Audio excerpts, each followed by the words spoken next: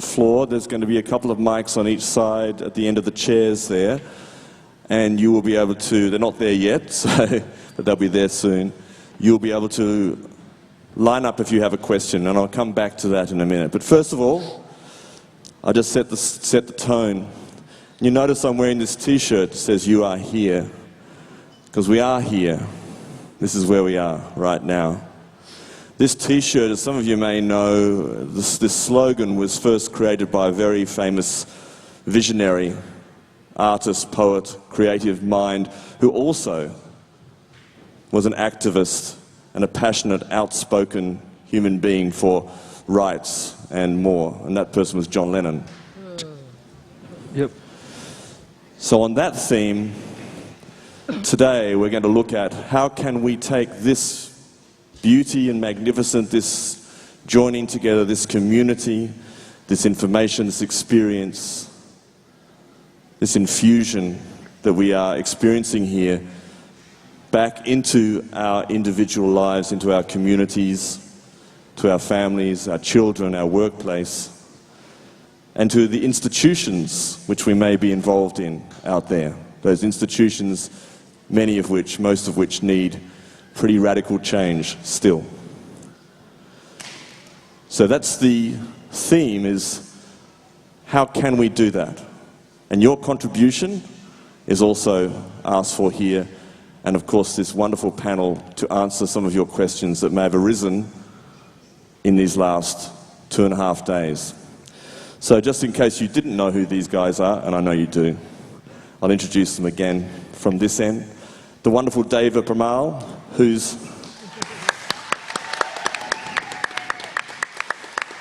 power is in the power of devotion, the power of beauty, the power of the human voice. Reinhard Flattischer, power and passion in rhythm and form. Catherine Roski, the power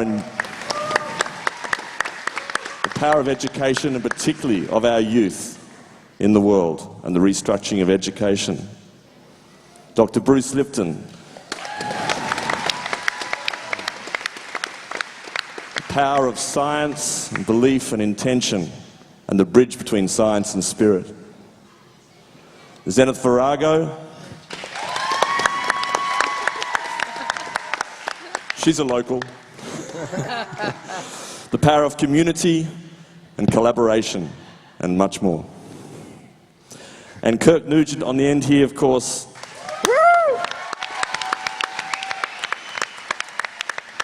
The power of the spoken word, the power of passion and purpose, and we'll come back to that in a minute. But to begin, Zenith is going to read a couple of poems which are going to also help us to focus on this theme. Zenith Virago. So I'd just like to invite everybody to close their eyes, because there's nothing to see, but there's something to feel, not to think. So this is the poem. Try to love everything that gets in your way. The Chinese women in flowered bathing caps, murmuring together in Mandarin, doing leg exercises in your lane, while you execute 36 furious laps, one for every item on your to-do list. The heavy-bellied man who goes thrashing through the water like a horse with a harpoon stuck in its side, whose breathless tsunamis rock you from your course. Teach us all. Learn to be small and swim through obstacles like a minnow, without grudges or memory. Dart towards your goal, sperm to egg, thinking obstacle is another obstacle. Try to love the teenage girl, idly lounging against the ladder, showing off her new tattoo. "Ce vie est la mienne," this life is mine, in thick blue-black letters on her ivory instep. Be glad that she'll have that to look at for every day of her life. And keep going, keep going. Swim by an uncle in the lane next to yours, who is teaching his nephew how to hold his breath underwater, even though kids aren't allowed in at this hour. Someday Years from now, this boy who is kicking and flailing in the exact place that you want to touch and turn will be a young man at a wedding on a boat, raising his champagne glass in a toast, when a huge wave hits, washing everyone overboard. And he'll come up, coughing and spitting, just like he is now, but he'll come up like a cork, alive. So your moment of impatience must bow in service to a larger story, because if something is in your way, it is going your way, the way of all beings, towards darkness, towards light.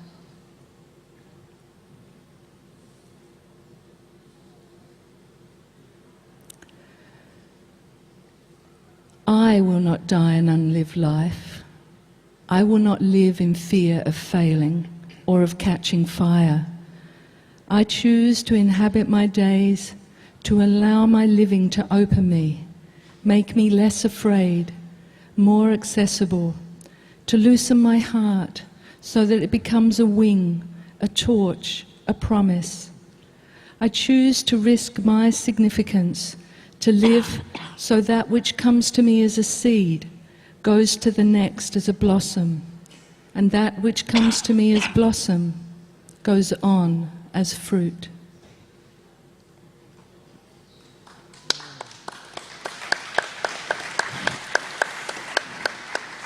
Thank you, Zenith. So to get us started on that very theme, this is the last day for you to live here. What is left unlived? What would you do? What passion? So I'd like to invite Kirk to give us a bit of a burst of energy.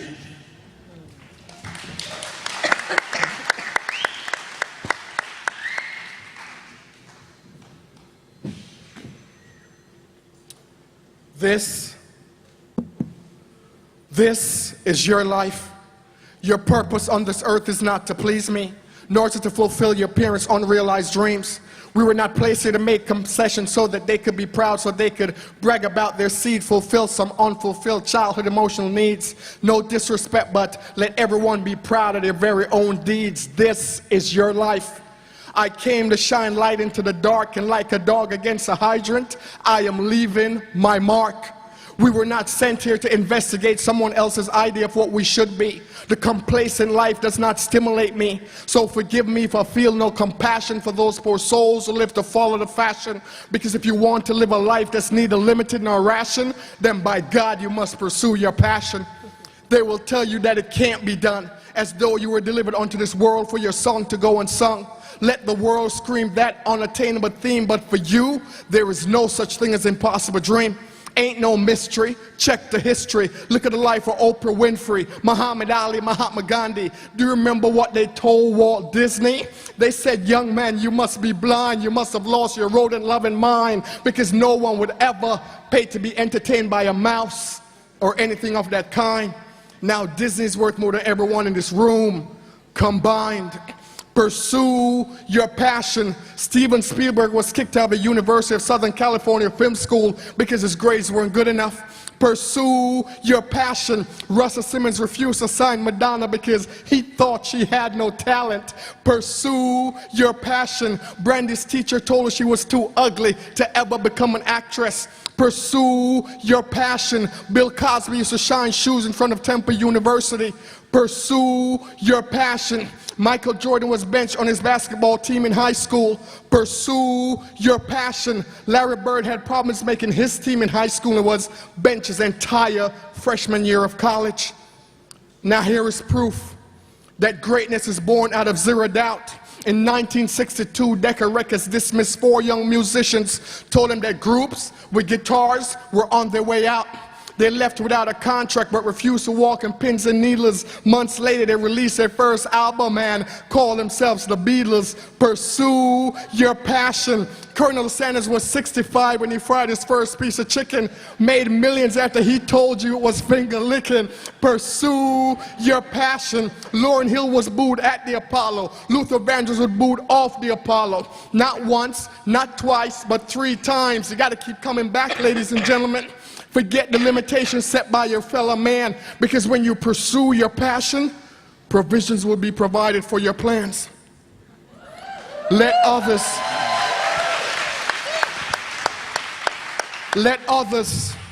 lead small lives, but not you. Let others sit around and settle for the crumbs, but not you. Let others be imprisoned by their fears, but not you. Let others use their race, their gender, their sexual orientation as a crutch, but not you. Let others be concerned about what the neighbors might think, say, or do, but uplift. This is not for you. Leave that to the politician, the governor. Start caring about someone else's opinion and you become their prisoner. This is about a lifestyle that uniquely fits. Life is God's gift to you. Style is what you make out of it. So whatever you're passionate about, the perfection of that craft can be learned. So with the obstacles of this world, be not concerned, because when you set yourself on fire, the world will come watch you burn. So what are you going to do? What are you going to do now that you know that impossible is a word found in the dictionary of fools? What are you going to do with the rest of your life? What two things you want said about you when you die? Personally, I never listen to what the pessimists are telling me, because I know that the richest place on the planet is a cemetery. There you'll find books that were never written, loved ones that were never forgiven, ideas that were smitten, and dreams that were forbidden, soil that was never tilled, cathedrals that were never built, restaurants that were never opened, chefs who never knew that they were smoking, paintings that were neither drawn nor hung, songs neither composed nor sung, soul that left without doing what they really wanted to do. So don't you dare die with your greatness buried within you. The sperm that fertilized your egg survived the odds of 400 million to 1. Get it? Your sperm won. As long as you live, you'll never face such dramatic odds. Now tell me that ain't proof you're favored by God. You're greater than any obstacle ever served to make you hysterical. So don't you dare leave without your miracle. It's all an illusion. Don't you feed into their lies, their forecasts of economic woes and financial demise. The universe has an infinite supply, so no need to lie when I testify that regardless of the economy, you cannot be denied. It matters not if they raise a terrorist threat level to hot pink, burgundy, or fuchsia. You were born to control your future. Don't let them fool you. You were born to be great, destined to be great. Magnificence was chiseled on your heart. When God made you, He was just showing off. Discover your divine assignment and you have no reason to retreat. Discover your passion and you laugh in the face of defeat. Indifferent to the pressures felt and you do not buckle like a belt. So declare today that you refuse to lose, because you can either live your dreams or you can live your excuse. So even when I'm old and gray, I would still be commanding the stage. My words would still be smoking off the page. So understand, this ain't no phase, because every day I learn a new lesson, and my best poem is yet to be written. I'm not leaving to what I came to has been given. I'll be 99 on the mic, still be ripping, still be spitting, still be giving, still be driven. So let my tombstone read, here lies Kirk, and he died living. Pursue your passion. Thank you. Yeah. Mr. Kirk Nugent.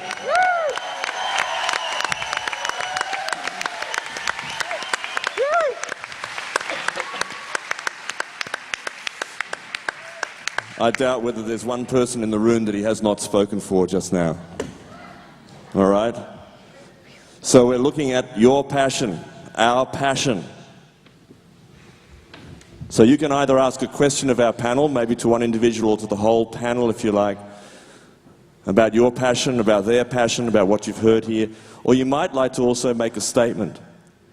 We do ask you to be succinct and relatively brief. A question is something that has a yes or no answer usually, or something in between. So let's give as much space to everybody to say what they would like to say here, to ask what they would like to ask. If you'd like to ask a question, there's mics actually in both of the alleys here. You can see one here and one on the other side near the cameraman over here. So if you'd like to stand there, and I will facilitate who goes first. If you'd like to say your name briefly and introduce yourself, and anything else you'd like to say about yourself, that's great too. Okay, thank you. My name's Rita, and I've got a simple question and I've got a statement that's also a question. Kirk, Is your Pursue Your Passion available anywhere? I work in schools and I would love to play that to the students that I work with. It's on YouTube. Fabulous. That's fabulous. And speaking of YouTube, the call that I'm hearing here from the elders is to take care of the children. I don't know if anybody's aware or how many of you are aware of what our children from the age of 9, 10, 11, 12, 13, 14, 15, watching pornography, going to sex parties, giving several blowjobs to boys in lines, etc. is happening. It's been happening for a number of years. And I saw Patch Adams a number of years ago, and I went up to him afterwards and I said, I'm so inspired. And this time when I saw him, I'm inspired to really act now. So my question is about YouTube. I'm about to embark on doing something about this issue that I feel heartbroken about around teenagers and sexuality. I'm just wondering, it's a question to the community and a question to the panel.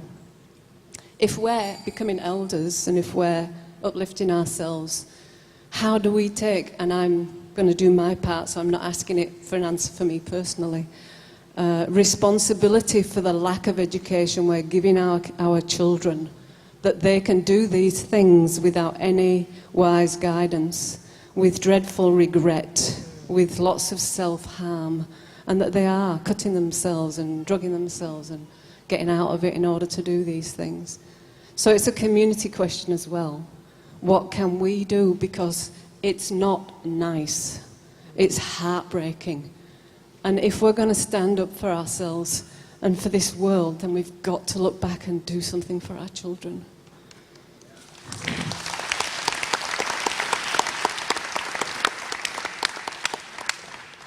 Catherine, would you like to speak to that? Sure, I'll begin. Wow, so many things arise for me. I definitely feel the empowerment of the youth and the giving them the opportunity to express their passion and their unique qualities. I think so many kids turn to all those things you spoke of because they feel lost without direction and they don't have a sense of their purpose. And I think many of them coming in these days especially have a deep sense of that they have a gift to give to the transformation of the world. And if they try to give it into the dominant culture, it's just isn't recognized and they feel stifled. So like we have our youth group, Earth Guardians, and what's happening with Earth Guardians, and it's great that there's a whole chapter that's unfolding here in Byron Bay, is a real empowerment of the kids. So they express their arts, they express their passion for what's going on with the environment. They're uplifted in so many ways. So I think that's one powerful place we can begin.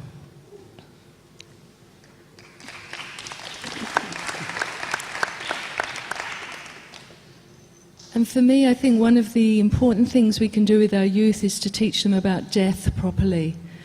Because I'm standing at the funerals of young people telling the other young people that their death is caused by a range of different things, often by misadventure or accident. And it's my role at those funerals to give that as truthfully and honestly as I can and as usefully as I can. But it means everybody has to play their part in that, because I'm planting the seed of what that means, but the parents, because they're your children, have to continue that work. But some of those young kids are warriors, and they are going to die. That's just part of that age group. And so what we want to do is try and work with that realization that they're going to have to go to the edge. And the initiation into adulthood when one of their peers dies is real, and that can affect them for how they live their adulthood.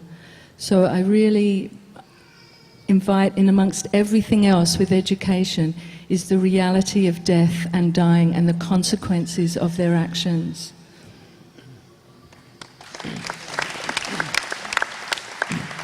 May I add this before we go any further? Usually when you find young people behaving in promiscuous ways or deviant behavior, it's usually one or two things or a combination of both. One is a cry for love, and two is a loss of sense of self, that they're not really sure who they are. And what I've found with young people, like with my son, what I did when he was growing up, if he wanted a pair of Air Jordans, the Nike, he had to explain to me why was those sneakers more important than these other ones. So us as parents need to get involved and really start to spend time with our young people. We need to let them know what's important, what's not. The other thing is, being that I came from a background where my self-esteem was so shattered, it was very important to me to build his self-esteem. So I never refer to my son, his first name is Javon.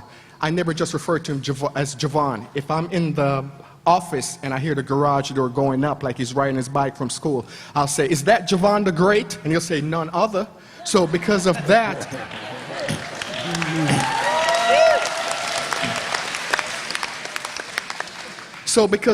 at a young age, he knows I have a certain expectation from him. I'm expecting greatness, and these are not the behavior that you find in someone who is going on the path to greatness. So we as parents, we as elders have to get involved and instill this idea in our kids. You're so beautiful and you're so bold and you're going to be so great that these ideas are not befitting, because a lot of times if the esteem is not right, they'll do whatever to fit in because they just want to be a part of the norm. But if you treat them and let them know you're so much greater than the norm, you're so much, then they set the standard, and the other kids in school will start to emulate them. They will start to try to be the great and the masterful and all this stuff. So we can change it by just injecting a lot more love into that child. And if we do that, you'll see them begin to unfold and blossom and bloom, and they will become the catalyst and the light in the school, and they will begin to change, because it's just one ripple that ripples out and changes everything. And your child could be that child if you spend enough time, if you spend enough love and quality time, and let them know that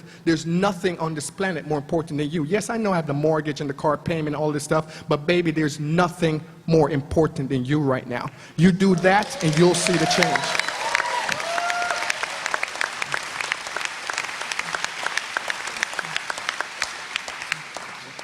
Okay. I think we'll move on from that. Just have one more quick Yes. thing to add. The other thing I think is so important is rites of passage for young people, to give them a real sense of transition and support, and to feel, like Kirk was saying, not only are they loved and they're empowered and respected, but they have a community around them that's holding them. So for kids I've watched through the years that go through that time of adolescence, feeling really held in a coherent, loving community that takes them through a rite of passage that's real for them, rather than all the other ways kids create versions of rites of passage. That makes a huge difference for kids. So what I would contribute here is that when we as adults live something that's really, really compelling and interesting, like for example, we are in rhythm. We are doing things that attract those little and young people. They are just following, very natural, no teaching necessary, and you can see it in many indigenous communities, and we can do the same thing. I have really experienced, if we bring out our inner child, which is very easy with rhythm, they follow easily, and they are just growing up wonderfully. Thank you. Just on Catherine's point, I'd just like to mention Anna Rubenstein down here, who is, as many of you know, one of our local wonders and has created a rite of passage for young men. I'm sure you're familiar with this, everybody on the panel here. Tomorrow you're speaking, aren't you, Anne? I think 2:30, 10:30 tomorrow morning in one of the rooms over there. So it's amazing work that Anna's done for many years here in that area. Okay, so we'll go to this side, then we'll come to that side because you guys are here first. Rose. Oh, hello, my name's Rose, and my question's for Bruce. I really enjoyed your talk, and I was very, very impressed. But I spoke with a friend afterwards, and I'm a little concerned about fear and how a lot of people don't really have any fear anymore. I believe we need a rational fear to motivate us to make changes. And I realize I've often been accused of being a pessimist, but I call myself a realist, really, because we can see that there's so many things ahead of us, with food security, just one, and global warming, just two, for two small things. But how can we not be so fearful and go forward, but still be motivated? Well, I think, first of all, I think everyone has fear. Fear, it could be fear of mortality. It could be fear of not belonging. It could be fear of failure. All of these are fears at every level that we acquire, especially during the first 7 years of our lives.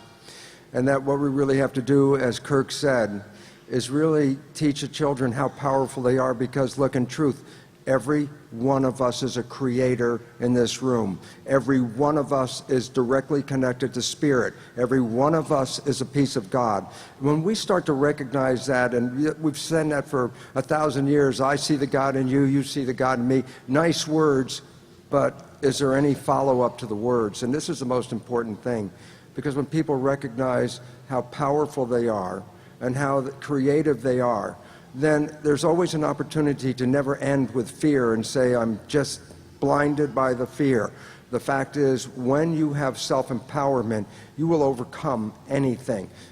Kirk has given us his stories of most of us would be been scared to death, and how he overcame these because of his creative nature. And I think what we really need to teach people is that they are powerful, they are creative, because all the lessons we've been given are that we are vulnerable, we're frail, that we're open to failure in every different level.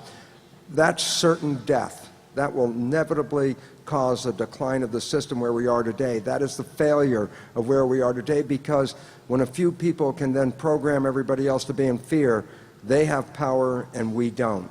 So I think the most important thing we have to understand is, who are we? Who we really are. And that becomes so critical in a world where we have so much doubt and so much disbelief of our own abilities, that it stops us and prevents us from going ahead. It leads to the troubles that the former question had led to, is I'm in fear. Fear of what? Not belonging. How am I going to belong? What do you want me to do with this party? I'll be part of you. That fear goes away. Those circumstances don't manifest. And this is what we all have to recognize. We have doubt about who we are, but as parents, we unconsciously program that doubt into our own children, and it propagates like a virus. It goes from generation to generation, and this is the end of that generation, because this is the time of who are you? You are the most powerful individual entity that ever existed in the universe, because you are a creator. Let's own it, and when we do, all those other things will just melt away, because they're only manifestations of who are we. I think we should answer that now. Thank you.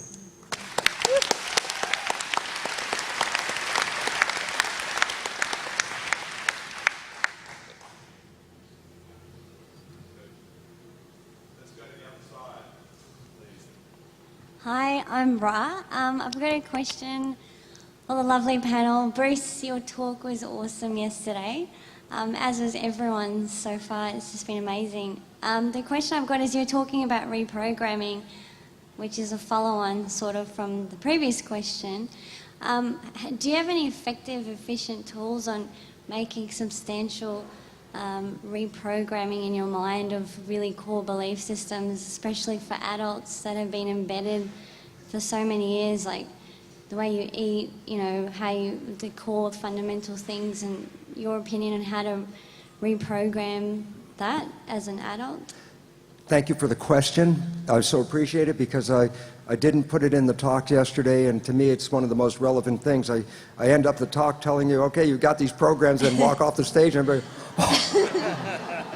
And the fact is simply this: we are so lucky at this time, because necessity is the mother of invention, and there's a necessity now to change as fast as we possibly can. We are on a very short fuse, and we have an opportunity to change, and we have to change fast. Can we change?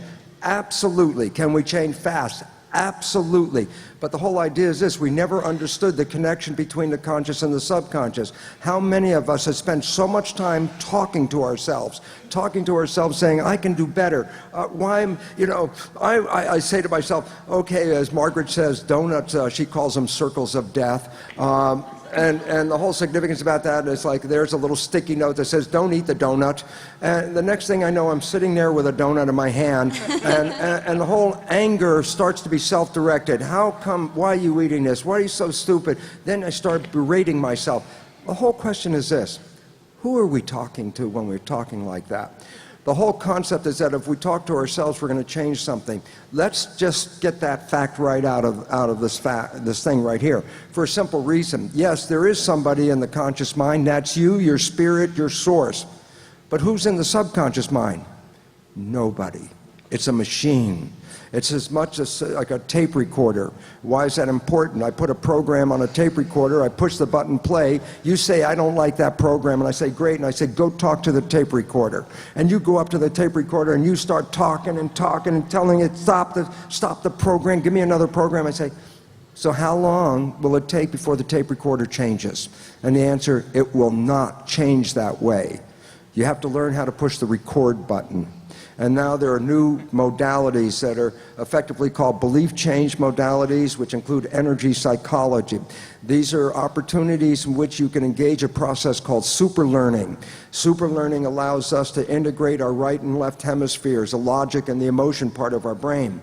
When we integrate them together, which is not a normal state in an adult, because we're in brain dominance, right or left dominance during the day, switching back and forth. It's very hard. You can't really easily make change when the brain is not synchronized. So the exercises in energy psychology and belief change modalities are ways of synchronizing. I say, well, how effective is that? And the answer is this. And generally, in a case of 5-10 minutes, you can change a belief that has limited you your entire life. That's when you know how to push the record button. You don't know how to push the record button, and then you're struggling for the rest of your life. Can I make a list of them? I already did. On my website, brucelipton.com, there's a menu item called Resources, and there must be 20 or more different modalities to offer rapid change. I highly, highly recommend this because the issues we face are not our conscious wishes and desires. The issues we face are the limiting and sabotaging and disempowering programs that were instilled in our subconscious minds by our family, our community, our culture.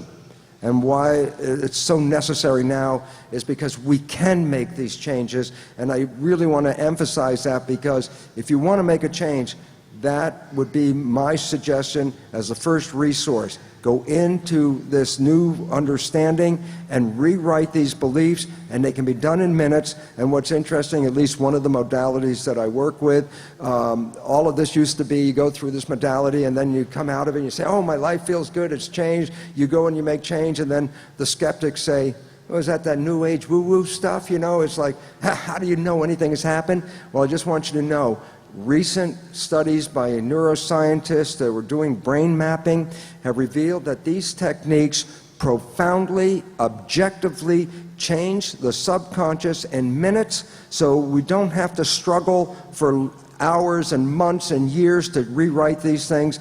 That should be the encouragement to say, let me go and do it, because I don't have to do a whole lifetime. So I appreciate you asking that. I want to direct you to the resource list, because there's so many different ways to get there.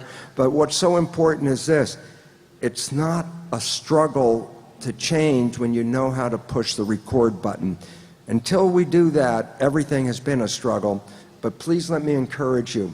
The way out of this world is to eliminate the disempowerment that we've all been provided with, because it's so difficult for me sometimes to see people in a state of disempowerment and also simultaneously know they are a piece of God, they are a creator, and that was their mission, to come on this planet, to live in the garden, and to create heaven on earth. Let's get rid of the old story, and we can do it rapidly, efficiently, and effectively. And I so encourage, please, let's all work on this, because that is the solution to the evolution problem that faces us. Thank you. Thanks, Brucey. I love you.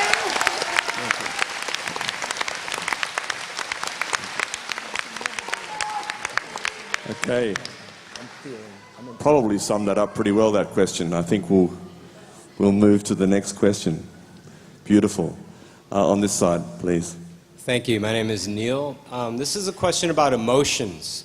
And there's been medical research over the last 20 years that says the emotion of rage that is suppressed, a sense of it's not fair, but that it cannot be expressed by the person in the situation because of power relationships, societal norms, whatever it happens to be, that then winds up being planted and seated in the subconscious mind, is actually the source of all disease.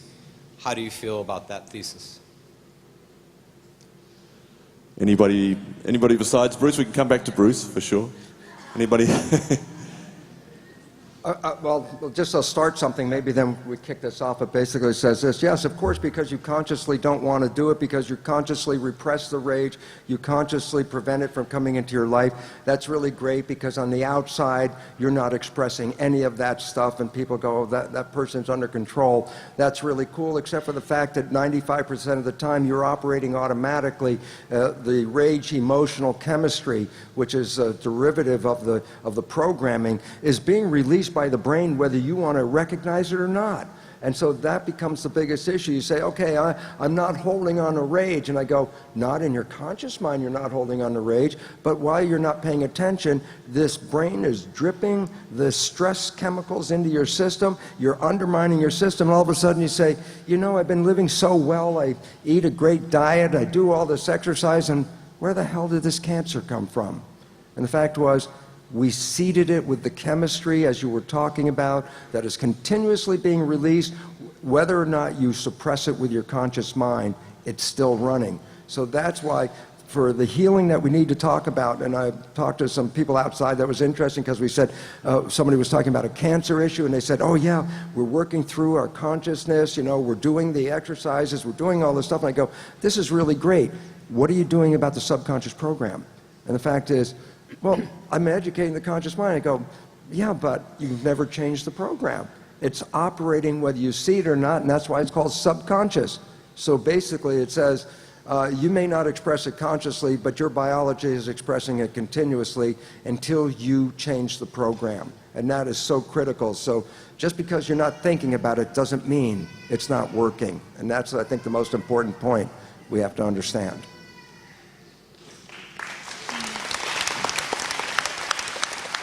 Zenith, yeah.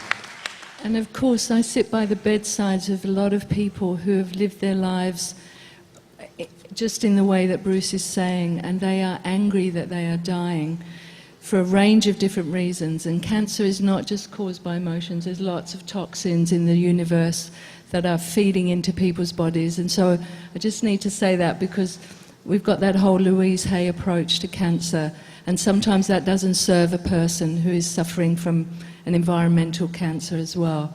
But often those people are afraid of living. And so, you know, that's the work to be done. I think, you know, rage is one thing, but lots of, and fear, but we really need to just be who we are and express everything. And the older you get, the easier that seems to get, because you don't care anymore. And you go into the dance floor and you're the only one dancing and you don't care, because you've stood on the sides all the time waiting for someone else to start. But we are the people. We just need to do that ourselves. So I really invite everyone to do just something that they've always wanted to do, but were too fearful or too worried about what anybody else thought. Just, you know, do one new thing every day that you are worried about doing or afraid of doing, and see what happens. You're going to have a much better time. It's really simple. I spend my life doing that now, and it's much more fun.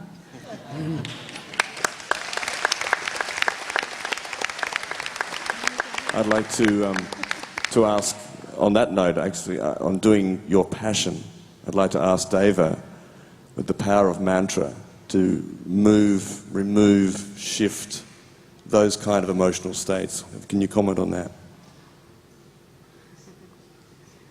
Now I'm afraid that I've got nothing to say.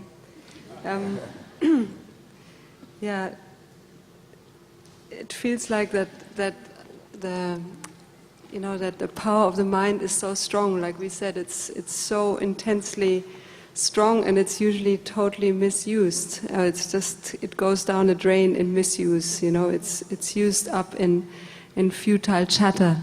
And for me, the mantras feel like it's a practice to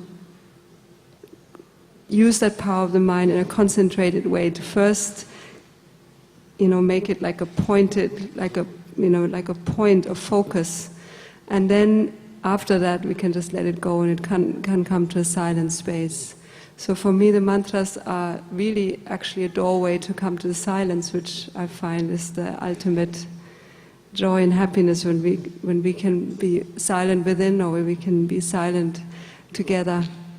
And the mantras it's almost like filtering the mind into the concentrated power that it has, and then we can let it go and just breathe and feel the vibrance and the joy of the oneness inside. Did that make sense?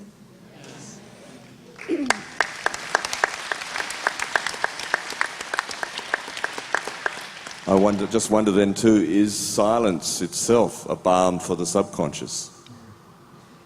Who's Is silence a balm for the subconscious itself, do you think? Silence is the opening of the gate for the subconscious, because if you're not paying attention, then it's by default will run every aspect of your programming. So we really want to take mindfulness.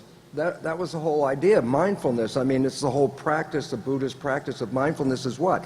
If you're mindful, then by definition, you are continuously running the program, and when you start not becoming mindful, then the default runs into the other thing. And this is exactly why you fall in love and why you experience what I refer to as the honeymoon effect. And that's because that is the one time you stay so mindful that every decision you make between you and your partner is a decision of wishes and desires and creativity.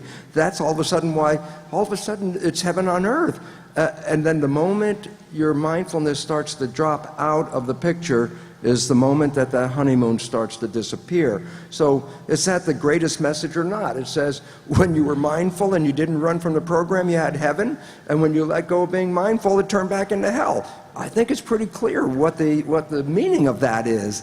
And it says, let's let go of that programming. We said take the red pill yesterday. This is the opportunity, and what I so appreciate is that the most important part of this is the nature of the community. Community is important because, as I mentioned, when you're playing subconscious programs, you play them as a default because your conscious mind's not paying attention, which means you don't see your subconscious programming. Who does? The other people in the community. It's the ability to have a dialogue in a community, an ability to talk to each other that brings up, when somebody does something that they didn't even see what they did, an opportunity not to create an argument with them, but an opportunity to have a discussion saying, was that really what you intended to say? Is this what you really mean? And then all of a sudden it brings it back to the person. It's like, oh my God, I did just say that, didn't I? This is an opening. This is your opportunity. No feedback. You are blind to your own behavior.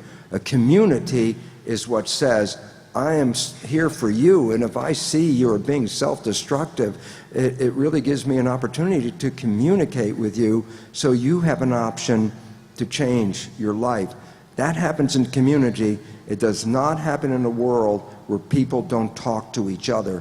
So being here in Byron Shire, I see this works here quite well. And I think this is the model and reason why Bharat and Bhavani thought this would be a great place to send a message for a new civilization, because this is a working example. And I, thank you and appreciate all of you, because when I'm here, I deeply feel, even if I'm just visiting, I am a member of this community, and that makes me feel great. So it's all of us working together. Thank you.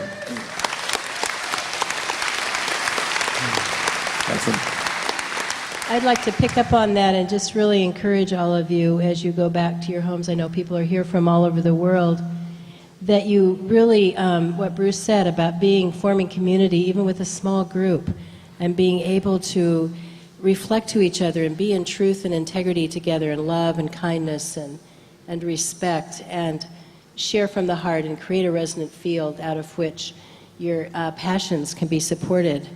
That this is so important. There's a great quote by Ilya Prigogine about small islands of coherence in a sea of chaos have the capacity to shift the system to a higher order.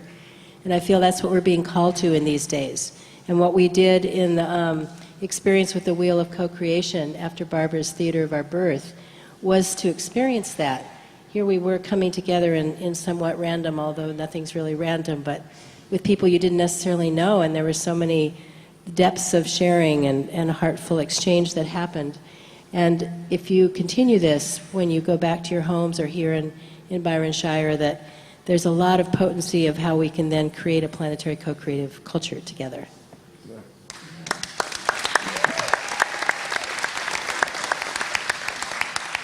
I want to remind us that we should really regain our primal rhythmic knowledge and primal rhythmic skills, because if you're in a state where nothing really separates you anymore from rhythm, when you are rhythm, nothing separates you from life either.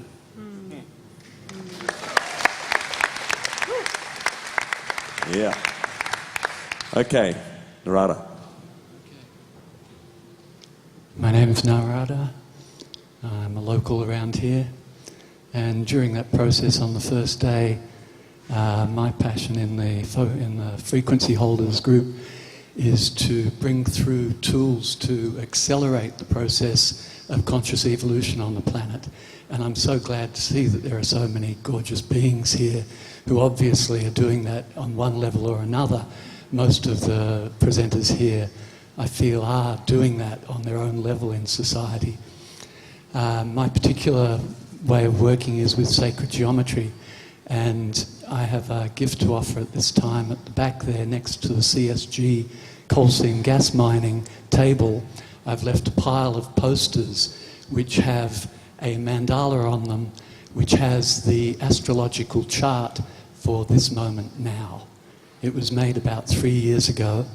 It also has lots of other sacred geometry, and I want to bring that in because there's been so much discussion in the last few moments here about things that can transform us on the personal level and on the global level and so on. And we've touched on sacred geometry a few times in the last few days as well, through Jonathan Quinton's work and so on. But I feel there's an esoteric tradition that says that by studying and becoming more familiar with the fundamental forms of the universe, we can accelerate our own evolution.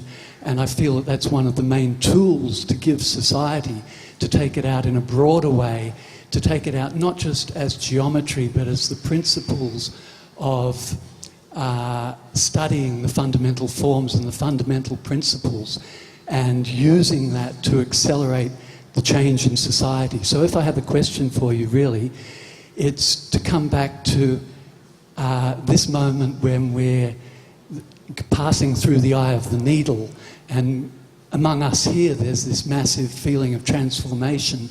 How do we make that, how do we send that out to the rest of the globe powerfully enough to keep up with the incredible global crisis that is going on at the moment, and can we use sacred geometry to do that? Thanks, Narada. Anybody like to speak to that? Kirk. I'll Yes. start on that. To answer your question, how can we communicate what we're doing here in a more powerful manner? Basically, it's love yourself more. That's all you have to do. Love yourself more. Love yourself enough to be gentle with you. Love yourself enough, because a lot of times, even as adults, I'm going to get to the sacred geometry part, but even as adults, we tend to walk around with this mask. We tend to walk around to act like we're not hurting, like we're perfect. And what I'm saying is, if each and every one of us start walking around, for lack of a better term, naked and unashamed, because we're evolving, and we walk around, we remove the mask. I'll give you an example. My son is 20 years old, and I never give the idea that I'm perfect to my son. I let my son know when I'm hurting. And I said to him the other day, Javon, I've noticed you're dating, and I notice you're kind of harsh, you're unforgiving with these young ladies that you're dating, and I believe that came from your observing me, and you think I'm a good guy, and I never yell and I never curse, and in your mind your mom didn't do right by me, and my other relationships fail. So he's looking at me and he's seeing my dad is a really good person, and every time he gets involved in a relationship, it doesn't work. So I'm going to block and protect my heart. I'm saying, Javon, you got to understand that I'm coming from a place where I was extremely wounded. So your mom might have needed, when I said I gave your mom my all, she might have needed a cup, but all I had to offer was a teaspoon. So you can't judge her for that. So what I'm saying to you and to everyone here, if we're gentle and we're honest with ourselves and we're loving with ourselves and we're forgiving with ourselves, that energy will radiate. Because if you're gentle with you, you will be gentle with your neighbor. And if you're gentle with your neighbor, that will ripple out. As far as sacred geometry, I don't know the details of that, but I know something happens. Like I have just a fascination, and I'm drawn to crop circles and all these different sacred geometry. And when I look at it, something happens in my body, something happens in my DNA, something happens in my physiology. So I cannot tell you the scientific method to what is going on, but I know we as conscious beings resonates with that. But everything in the world, I think it goes back to what Gandhi said, be the change you want to see in the world. That's all we have to do. There's no mystic about it. Just be a better person. I have this desire that every day that I wake up, I'm going to be better today than I was yesterday. You keep doing that, and you watch your world change. I promise you. Yeah. Can I just add one thing, Nick? Sorry, before I get any more answers, just a couple more lines. Well, I would say something to it also. Another thing that I want to give personally here is gratitude to our gathering, because that changes my geometry, that changes my radiation. I've seen so much here, I've get so much here from different people that it has already changed my life. And that radiates out the fact that I dare to allow this to touch my heart. What you have given, what you have given, what you have given, touches my heart, and that radiates. And I want to really thank Bharat and everyone who has put this together, and Bhavani, to doing that. And that should go out to the whole world, because gratitude is there for that. It would seem, actually I think we'll leave it there, Narada, this time, yeah? We'll move on. Yeah, I think we'll move on, okay? It's okay? SacredGeometryWeb.com is just being launched. Yes. SacredGeometryWeb.com. And Narada's poster, actually, I had it in my bathroom for years. It's very beautiful, so certainly have a look at that. And it seems like actually what you were talking about, that actually is a sacred geometry of being. To be, as Kirk and as Reinhard was saying, to be that is itself a sacred geometry, it would seem to me. Bruce, yeah. Just very quickly, what's really important about sacred geometry is because what is the math of geometry? The definition of geometry is how you put structure into space. Nature is structure going into space. But what's the relevance of the sacred geometry, and it's also related to fractal geometry, is this. When you see this kind of geometry, there's pattern in it. And when you start to recognize that nature is built on this pattern, then all of a sudden you start to recognize we don't go into the future blindly. We've already have a pattern. And if we see the pattern, that is what is capable of us to see into the future. With no pattern, it's sort of Darwinian. Hey, it's random. I have no idea what's going to happen. With pattern, it says that you can already have a predictive quality which then guides us into the future. And then just quickly on the second one, the second question, what do you do about it? And it's basically, as Kirk was saying, the most important thing is we don't have to go out and put marches in the world capitals. You don't have to go out and go be at the UN. You don't have to do any of that. All you have to do, as Kirk said, is be right here in this community, be a shining example of what life is all about. It's contagious. I call it the Harry met Sally syndrome. You remember when Meg Ryan faked the orgasm at the table? And then when somebody else looked at that, they said, I want what she's having. And why is that important is because when you are living in that beautiful place, others will look at you and say, I want what you have. And they will then learn from you. So it's just basically, you don't have to change the world, we just have to take care of our own backyard. Thank you. Okay, over to the other side. My name's Arjuna, and I also want to express gratitude to this gathering because I think it's extraordinary. And my passion is creativity, ecology, spirituality, and integral consciousness, and I feel that it's really strong in this space. And I'm very interested, though, how this kind of research that Bruce has shown is that the culture actually influences the person, the cell, and the culture of nature and the ecology of nature is something that Western culture has almost overlooked. And my sense is that there's a real need to get back to that. And I'm just wondering what other suggestions you might have about how, because I work with young people, I'm an educator, I teach teachers and youth workers, and it's something that I find young people are really screaming for, they're really wanting it. But the adults that create the programs that dominate the curriculum actually don't seem to see the value of that because they place it all back in that left brain analytical stuff. And it's time to get beyond that, obviously. So what other kinds of ideas about connecting to nature? Because I see that as the most important aspect of an ecology of culture, which is what my research has been showing we need.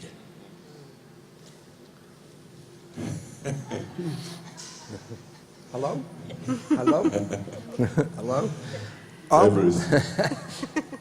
I think that if you were here and you saw Paul Stamets lecture, I think he offered some of the most important foundational principles, and one of the most important things he said is, people said this cannot be done, and that's why I did it.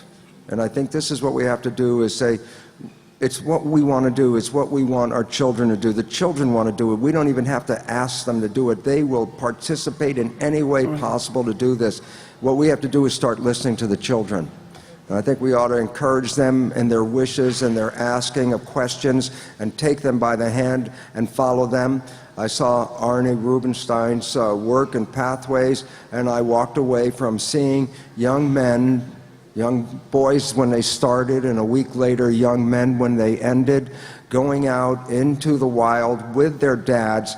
The connection between their family, between their father and themselves, was the most healing thing I've seen in so long. I'm so proud of Arne for bringing this into the world, but I want people to understand, well, he's doing that on that one level. It is the most important model, is to let the children go out in nature with the parents and let them both go out there, because that's when they communicate with each other outside of this particular structure. So take your kids outside, talk with them, be real with them.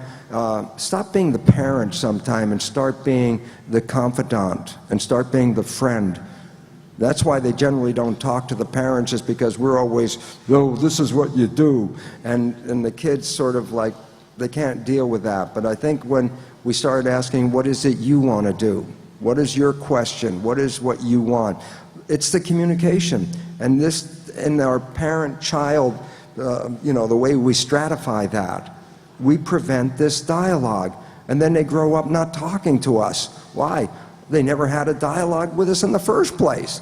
And I think, as the Pathways program revealed, man, just takes 1 week to go outside in nature with your kid to find out who you are, and more importantly, know who your child is. So if the school's not doing it, screw that. You take them out. It's our responsibility. We're the parents. So let's take it back.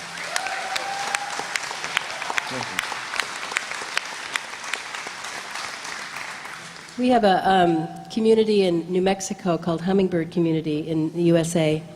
And one of the impetuses for starting it was to create a safe sanctuary for young people to be able to come and reconnect with nature. And it's been beautiful through the years to watch the experiences that young people have, whether it's over there's a high school from Santa Fe that comes and brings their seniors, and just the transformation of a couple nights out there, the kids getting off their technologies, is always a remarkable reflection of how important this, and how hungry our souls are for that, and how hungry the kids are to feel that connection again with nature, because so many of them have lost it.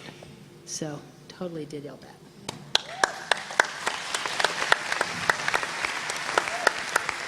So we don't have a lot more time. We probably won't have time for all of your questions, I have to say, just to warn you now. So let's go to this side. See if we can keep them as brief and succinct and to the point as we can now, to get everybody have a chance. Hi, my name's Michael. This is for Reinhard. Reinhard, I work with a group of people in Australia called Forgotten Australians. They were abused in care when they were children. 0 to 6 was probably the worst time for them. They're now adults, and a lot of them suffer from, I don't like these labels, but schizophrenia, bipolar, severe anger, lots of disassociation. Have you ever used Takatina with people with these problems? Yes, we do. And there's an association in Austria called Promente, and this is a community that lives together, is guided by a very good group of people and physicians, and we worked with Takatina more than a year with them. And first, when they started the program, they were very afraid because I was talking about, well, Takatina destabilizes and uses chaos and then stabilizes on a new level. But when we did it the first time, actually, these were a peer group of about 20 people having very severe symptoms of whatever you want to call it, schizophrenia. They had a band before, and the band went like this. They started a song, and then the drummer went off with a bell and played something, and then the singer went off and started to read something. So in about 10 minutes, usually, they ended the whole thing. And they all of a sudden stayed focused for more than half an hour. They started to talk to each other in a very, very coherent way. So we were very surprised how efficient Takatina was in this group.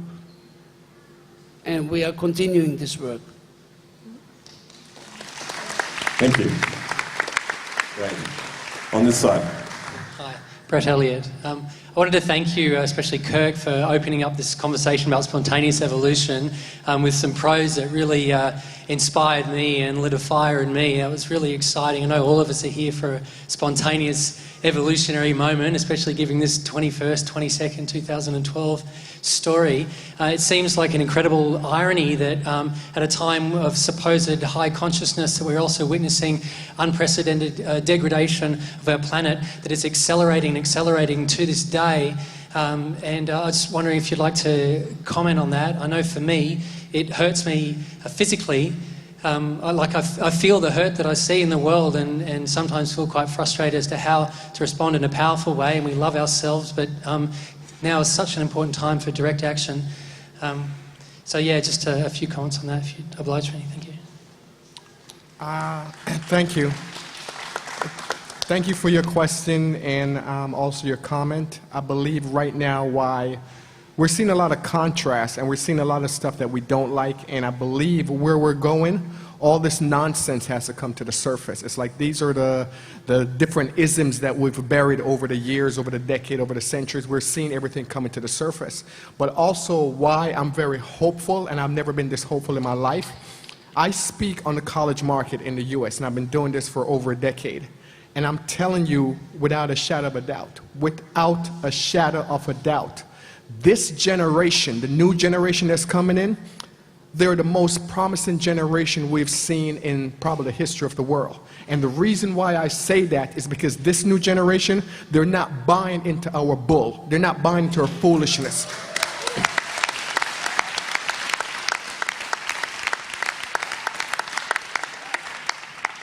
Back in the 80s when I came from Jamaica, first of all, let me just premise this really quickly. When I came from Jamaica at age 15 to America, I didn't know I was black. Not that I thought I was white. The kid that sat next to me in school in Jamaica had blonde hair, blue eyes. Didn't know he was white. He was just my best friend. Now, when I came to America, even if I'm attracted to a white girl, I could not investigate that because that was taboo. And it was respected by her and respected by myself. The kids that are coming in, they don't care about you and your racism and your religion and your foolishness. The hell with you. They're going to investigate what they want to investigate. They're going to love who they want to love. And because of that, we're more powerful than we've ever been. So all the nonsense that you're seeing and you're seeing it come up to the surface, trust me, that's a dying guard. It's a dying breed. They're out of here like last year.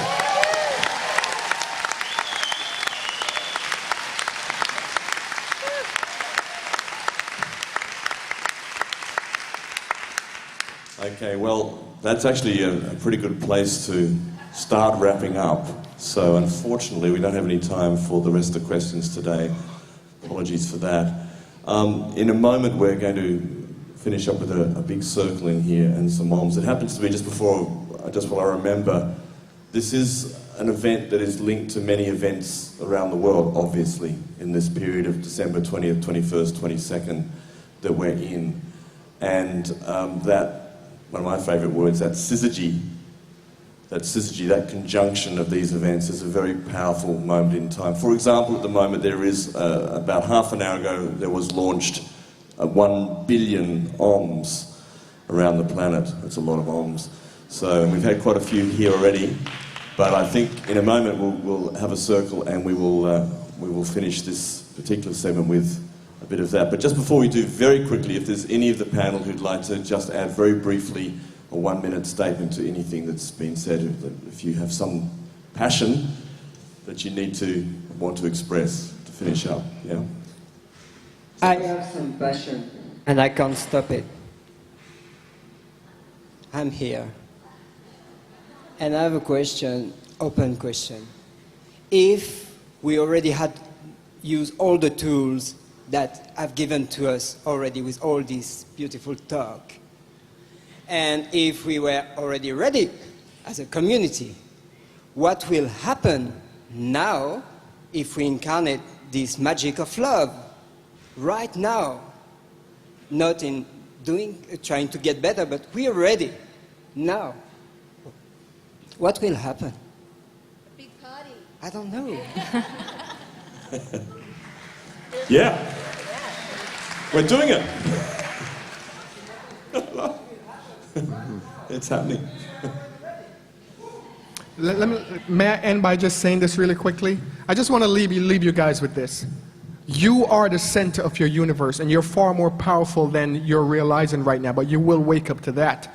All you have to do, you want to change the world? Change you. Just work on you. That's what you have to forget about your neighbor. Forget about your mom. Forget about your dad. Work on you. Work on being the best you can possibly be. Work on being, if it's your idea, you want to be a person of integrity, work on that. Work on just improving your little plot where you are, and I'm telling you, that's how you change the world. I remember when I was an angry person, my world was filled with angry people.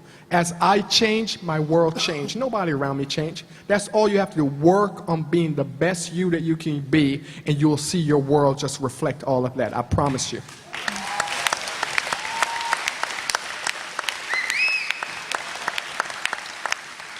Zenith? Yeah. Yeah, so I'll just keep it short, and it's not I can't take credit for this at all, but recently I read somewhere it said, don't move the way fear makes you move, which I think sums up yours. And generally I'm saying to people, if you're in any doubt what to do, act with kindness. What would be the kind thing to do in this situation? But I want to take it a step further to answer whoever asked that question, which is really move the way love makes you move. Because if we've learned anything in these few days, it's that love is the overriding driving force that we all need to follow, that we all want to feel, that is the most powerful force on the planet and always has been.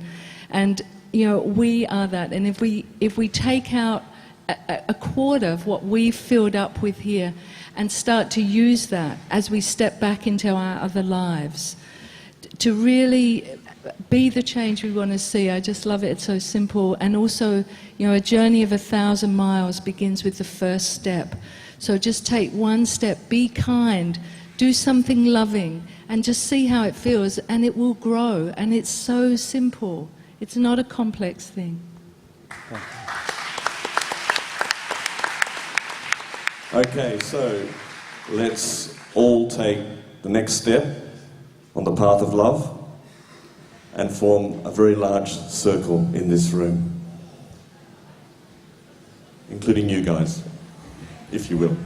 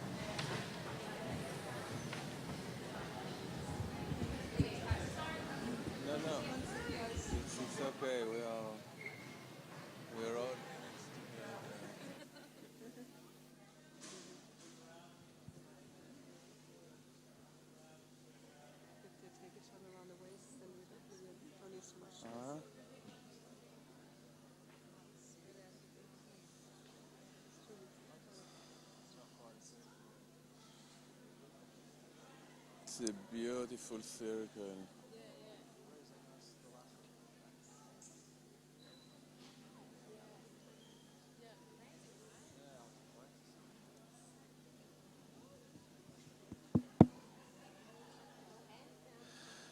And let us all take some few breaths together. Let's breathe in, take a deep breath in. And release. And another one. Take breath in.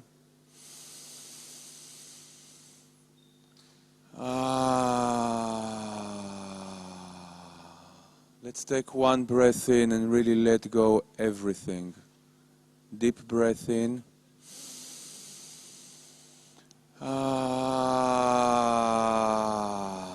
That's more like it. Another one.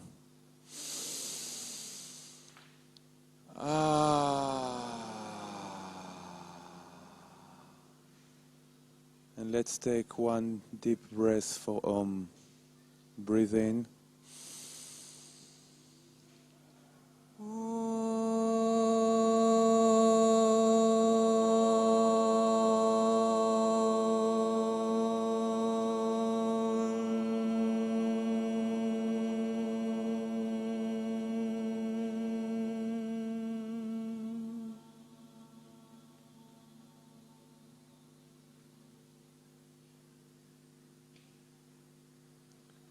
Take another deep breath for Om. Let's send love and joy to the whole universe.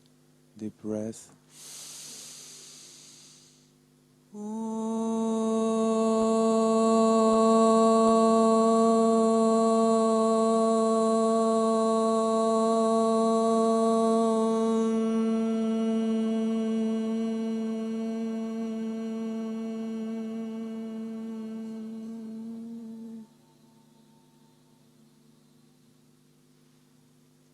And another one.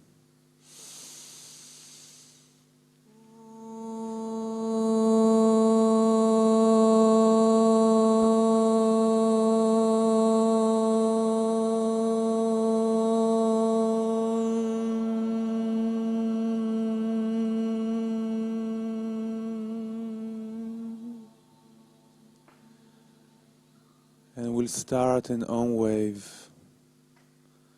expressing, celebrating the joy, the gratitude, the love, the connectedness, the consciousness that we all are. Let's have a beautiful, incredible on wave, sending this love to the collective field, infusing it with compassion, with love, with joy, with happiness, celebrating the beauty, the love that we are. So we start in and just join in whenever you feel like, and let it go and shine and grow.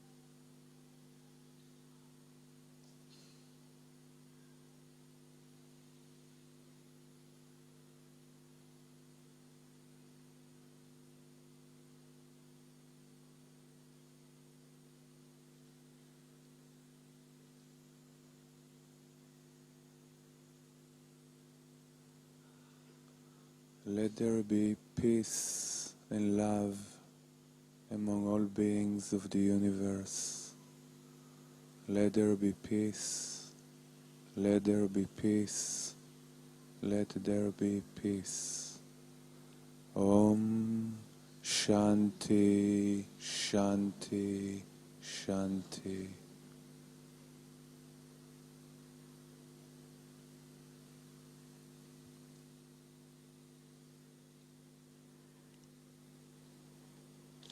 And just in order to send out love as well as our Om, I'd like to invite everyone that wants to do a big whoosh.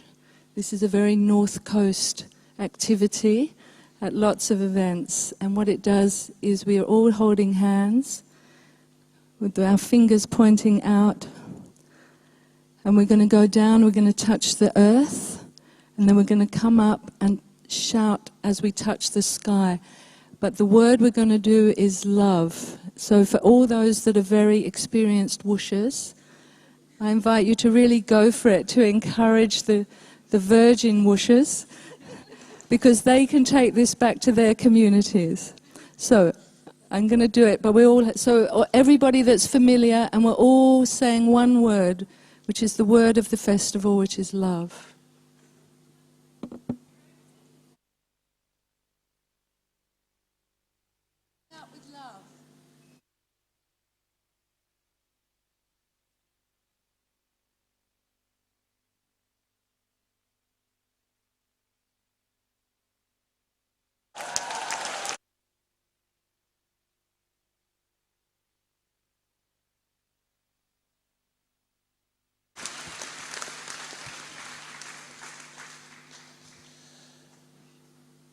And I like to encourage everyone who doesn't know about Shai Ben-Tzur. We're going to have an unbelievable music tonight by a group which is integrating cultures and religions and musics, and it's ecstatic and beautiful beyond measure. So have a beautiful dinner break, and let us all meet at 8 o'clock? Let's meet all at 8 o'clock for an incredible night together. Have a beautiful dinner.